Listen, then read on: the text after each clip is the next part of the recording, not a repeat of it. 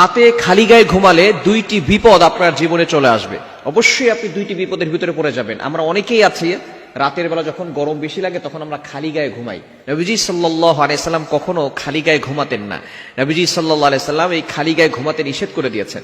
আমাদের নবী তার উম্মতের জন্য A to Z যা কিছু লাগবে সব শিক্ষা দিয়ে গেছেন। সালমান ফারসি রাদিয়াল্লাহু তাআলা আনহু বলেন, আমাদের নবী আমাদেরকে একেবারে বাবা যেভাবে সন্তানদেরকে শিক্ষা দেয় এইভাবে আমাদেরকে শিক্ষা দিয়েছেন। আপনি কিভাবে টয়লেটের ভিতরে ঢুকে পরিষ্কার পরিচ্ছন্নতা অর্জন করবেন সেটাও নবীজি সাল্লাল্লাহু আলাইহি সাল্লাম শিক্ষা দিয়েছেন, এবং আপনি কাবা ঘরের ভিতরে কিভাবে নামাজ পড়বেন সেটাও নবীজি শিক্ষা দিয়েছেন। সুতরাং আমাদের নবী হচ্ছেন আমাদের রুহানি পিতা। পিতা যেভাবে সন্তানদেরকে শিক্ষা দেন, আমাদেরকেও নবীজি সাল্লাল্লাহু আলাইহি ওয়াসাল্লাম এভাবে শিক্ষা দিয়েছেন কিভাবে তার উম্মত জান্নাত পর্যন্ত চলে যাবে। সুতরাং রাতের বেলা খালি গায়ে ঘুমাবেন না। রাতের বেলা যদি আপনি খালি গায়ে ঘুমান, এক নাম্বার বিপদ হচ্ছে ফেরেশতারা আপনার জন্য বদদোয়া করবে। কেননা ফেরেশতারা কিন্তু লজ্জাশীল অনেক বেশি। ফেরেশতারা আপনার পাশে কিন্তু সব সময় থাকে। প্রতিনিয়ত 20 জন ফেরেশতা আমাদেরকে প্রটেক্ট করছে, হেফাজত করছে প্রতিনিয়ত। লাহু মুআকিবাতুম মিন বাইনি ইয়াদাইহি ওয়া মিন খালফি ইয়াহফাযুনাহু মিন আমরিল্লাহ। আল্লাহর অর্ডারে প্রতিনিয়ত আমাদেরকে 20 জন ফেরেশতা সবসময় প্রোটোকল দিচ্ছে এবং আমাদেরকে হেফাজত করছে। আমাদের সামনে একজন ফেরেশতা, বামে একজন ফেরেশতা, ডানে একজন ফেরেশতা, বামে একজন ফেরেশতা, এই 4 জন ফেরেশতা সামনে, বামে, ডানে, পিছনে আছে। এবং এই 2 চোখে 2 জন ফেরেশতা আছে, 2 নাকের ছিদ্রে 2 জন ফেরেশতা আছে, কানের ছিদ্রে 2 জন ফেরেশতা আছে। তাহলে এখানে হচ্ছে 6 জন, আর সামনে পিছনে বাম পাশে ডান পাশে হচ্ছে 4 জন, মোট হচ্ছে 10 জন। এই 10 জন সকাল থেকে সন্ধ্যা পর্যন্ত ডিউটি পালন করে। আবার এই 10 জন চলে যায় সন্ধ্যার সময়, সন্ধ্যার পরে আবার সারা রাত ধরে বাকি 10 জন আবার আপনার হেফাজত করার জন্য তারা ব্যবস্থাপনা করে। সুতরাং এই 10 জন 20 জন ফেরেশতা প্রতিদিন আপনাকে প্রটেক্ট করছে, হেফাজত করছে।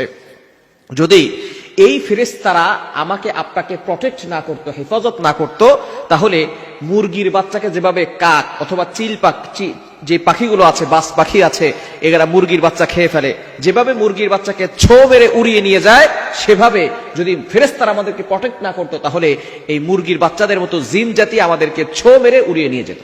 সুতরাং অবশ্যই এই ফেরেশতারা আল্লাহর অর্ডারে আমাদেরকে হেফাজত করছেন। সুতরাং আপনি রাতের বেলা খালি গায়ে ঘুমাবেন না। ফেরেশতারা এতে লজ্জাশীল হন এবং আপনার জন্য দোয়া করেন না। এজন্য অবশ্যই এই বিষয়গুলো খেয়াল করতে হবে। দ্বিতীয় নাম্বার হচ্ছে, যারা রাতের বেলা খালি গায়ে ঘুমায় তাদের বিভিন্ন রোগ হওয়ার সম্ভাবনা আছে এবং জিনের আসর লাগার সম্ভাবনা আছে। বর্তমানে আমাদের সমাজে জিনের আসর এবং কালো ম্যাজিক, জাদুটোনা এগুলো বেশি হচ্ছে। রাতের বেলা খালি গায়ে ঘুমালে, আবার অনেক পুরুষ আছে দেখবেন রাতের বেলা সে এমনি সকালবেলায় বের হচ্ছে খালি গায়ে, মানুষ তার শরীর দেখছে, এটা দেখলে কিন্তু বদনজরের সম্ভাবনা আছে এবং জাদুটোনা এবং জিনের আসর লাগার সম্ভাবনা আছে। মনে রাখবেন, বদনজর একজন সুস্থ মানুষকে অসুস্থ করে ফেলে। বদনজর একটা উটকে, সুস্থ উটকে রান্নার পাতিলে পর্যন্ত পৌঁছে দেয়। অর্থাৎ সে অসুস্থ হয়ে পড়ে, তাকে শেষ পর্যন্ত মালিক জবাই করে রান্নার পাতিলে করে রান্না করে খায়। নবীজি সাল্লাল্লাহু আলাইহি ওয়াসাল্লাম বলেছেন, একজন সুস্থ উটকে বদনজর রান্নার পাতিলে নিয়ে যায় এবং একজন সুস্থ মানুষকে বদনজর লাগলে সে ওই সুস্থ মানুষ অসুস্থ হয়ে কবর পর্যন্ত চলে যায়। সুতরাং এই বদনজর থেকে বাঁচার জন্য অবশ্যই আপনি খালি গায়ে থাকবেন না। আপনি সবসময় কিছু না কিছু আপনার গায়ের উপরে দিয়ে রাখবেন। খালি গায়ে রাতে ঘুমাবেন না, তাহলে এই 2টি বিপদ আসবে। ফেরেশতারা দোয়া করবে না। 2 নাম্বার, অবশ্যই জিনের আসর, রোগ বালাই আপনার উপরে আসতে পারে। আল্লাহ তাআলা আমাদের সকলকে এই খালি গায়ে থেকে ঘুমানো থেকে বিরত থাকার তৌফিক দান।